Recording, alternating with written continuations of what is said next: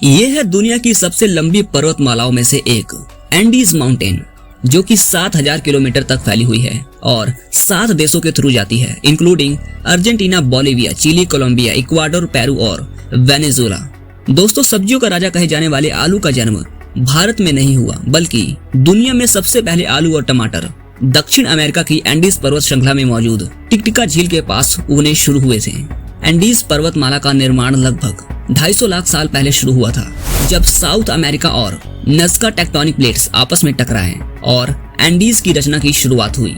साथ ही इसके निर्माण में वोल्केनिक एक्टिविटी का भी बड़ा योगदान रहा है। एंडीज की भूगोलिक स्थिति की वजह से यहाँ पर कई ज्वालामुखी गतिविधियां होती हैं। ये वोल्केनिक एरप्शंस और अर्थक्वेक के लिए एक एक्टिव क्षेत्र है। इस क्षेत्र में कई उच्च तीव्रता वाले भूकंप भी देखे जा चुके हैं, जैसे साल 2010 में माउले भूकंप, जो कि चिली में आया था, जिसके झटके 8.8 रिक्टर स्केल पर थे, और 2015 में इल्लापेल भूकंप। आपको बता दें कि दुनिया के सबसे ऊंचे ज्वालामुखी, जिनमें चिली अर्जेंटीना सीमा पर ओजोस डेल सलाडो भी यही शामिल है, जो 6893 मीटर तक ऊंचा है। एंडीज वैसे तो लगभग 1000 प्रजातियों के साथ जीव जंतु से समृद्ध है, लेकिन कुछ क्षेत्रों में अल्पाका और लामा पालने का प्रचलन है। ये 2 प्रकार के कैमेलिड्स होते हैं, जो साउथ अमेरिका के इंडिजीनस लोगों के लिए महत्वपूर्ण होते हैं। अल्पाका की खाल की लंबाई अच्छी होती है और उनकी पशुओं से बुनी गई राहें, जिसे अल्पाका वूल के रूप में जाना जाता है, उनके लिए महफूज और गर्म रहती है। लामा अल्पाका से थोड़ी बड़ी होती है और खेती या शेफर्डिंग के काम के लिए इस्तेमाल होती है, और कभी कभी गुड्स को ट्रांसपोर्ट करने के लिए भी। इन जानवरों के पालन से एंडीज के लोगों को धान, गोश्त और वूल जैसे जरूरी उत्पाद प्राप्त होता है, जो उनकी जीविका और आर्थिक स्थिति को सुधारने में मदद करते हैं।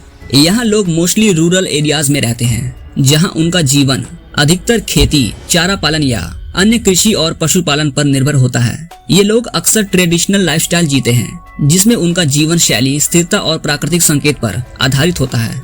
यहाँ पर मौसम अलग अलग क्षेत्रों में अलग अलग होता है। ऊंचे भाग में, जैसे कि एकांकागुआ के आसपास, सर्दी बहुत ही कठिन होती है और बर्फ गिरती है।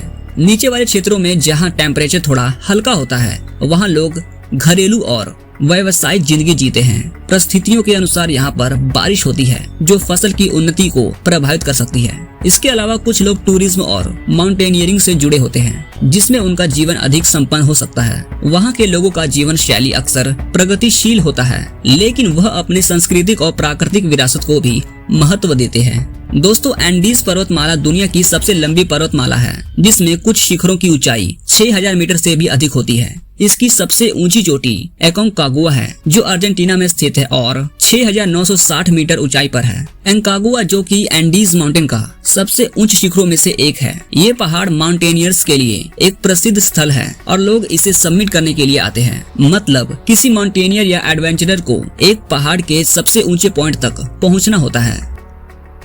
आज के लिए बस इतना ही। वीडियो पसंद आए तो लाइक एंड सब्सक्राइब जरूर कीजिए।